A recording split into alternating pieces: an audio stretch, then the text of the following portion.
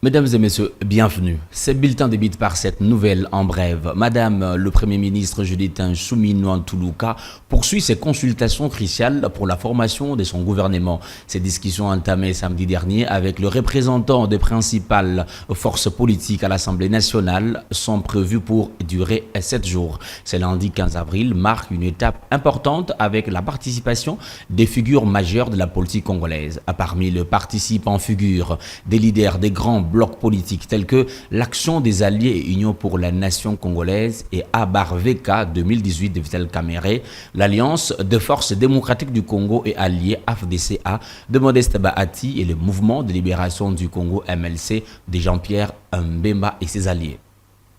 Comme vous le savez, le mois d'avril est caractérisé par des pluies, plus particulièrement à Kinshasa. À cet effet, selon les études menées par l'Agence nationale de météorologie et des télédétection par satellite, Metelsat, j'y arrive. Cette période sera marquée par des pluies à caractère excédentaire, d'où on assistera à des montées des eaux dans certaines parties de la ville-province de Kinshasa, ainsi qu'à l'éboulement des terres. Augustin Takisabo, chef de division de cette météorologie nationale à la Metelsat, nous en dit plus dans cet extrait. Au mois d'avril, la montée des eaux. Donc nous aurons une période de pluie, mais à caractère excédentaire.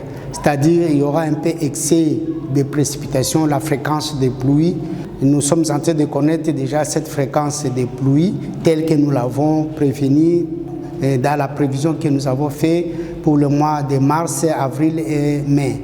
Donc le mois d'avril, c'est le mois le plus pluvieux de la première partie du semestre, parce qu'il y aura encore deuxième partie du semestre, d'où le mois de novembre sera le mois aussi le plus pluvieux. Et particulièrement sur la ville de Kinshasa, comme c'est à l'ouest, nous sommes dans la saison de pluie et nous devons nous attendre à des montées des eaux, à des éboulements des terres. Nous devons nous attendre à la montée des eaux sur certaines parties de la ville. Vous voyez ici sur l'image, Lubumbashi, il y a cette situation qui est en train de pénétrer sur la partie sud et cette partie trouve les conditions favorables au niveau de Kinshasa et c'est comme ça monte. Et ça traverse la ville de Kinshasa et puis alors ce sont des situations qui sont en train de véhiculer sur l'ensemble du pays et sur la partie sud du pays en donnant cette fréquence de pluies qui sont un peu instantanées. Tantôt ça se coupe et puis ça reprend, ça se coupe, ça reprend. Donc c'est pendant cette saison de pluie que nous devons connaître cette situation. Changeons de chapitre pour parler de l'évaluation pédagogique qui est une étape déterminante dans le parcours scolaire d'un enfant. Elle consiste à acquérir et analyser des données afin de déterminer les niveaux de comportement de chaque élève tout au long de son parcours scolaire. Cependant, il s'est créé autour de ces concepts un réel mystère, difficile à déchiffrer depuis la nuit des temps. De fait, quelle est la vraie compréhension du principe d'évaluation? Les détails dans ces commentaires. Pour plusieurs, la période des examens a toujours été synonyme de preuve de feu. En réalité, cette dernière n'est qu'un passage en revue de la période d'apprentissage. Une évaluation scolaire comprend des tests standardisés qui évaluent les aptitudes scolaires de l'enfant dans plusieurs domaines et met à découvert les différentes lacunes qu'accuse l'enfant dans chaque matière. Elle montre également les quelques obstacles spécifiques qui empêchent l'enfant à atteindre les niveaux scolaires dans une matière donnée. En prenant un autre axe, c'est une enquête sur les intérêts de l'enfant qui permet d'adapter les méthodes d'enseignement et les programmes d'études afin de rendre l'apprentissage plus attrayant et mieux compréhensif. Elle s'interprète comme étant une évolution de l'individu vers un changement des comportements souhaités dans la relation entre ses sentiments, ses pensées et ses actes.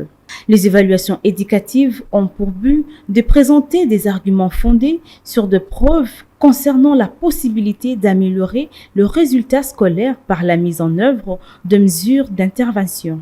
Les objectifs de l'évaluation s'élargissent en même temps que le paramètre de l'éducative. Par conséquent, comprendre les différents examens et évaluations de l'apprentissage aidera à identifier les tests les plus utiles pour l'enfant et les causes de problèmes ou les disparités d'apprentissage qu'il peut rencontrer.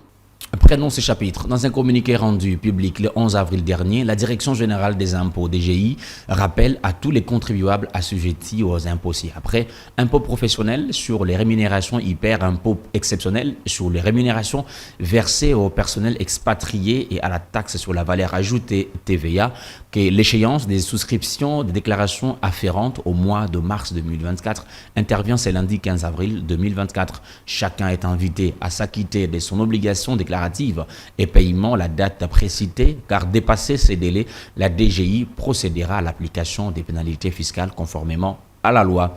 Par ailleurs, la Direction générale des impôts attire l'attention de ses contribuables sur le fait que les compensations sont interdites et que ces derniers doivent télécharger leur déclaration fiscale sécurisée sur le site web de la DGI www.dgi.gouv.cd.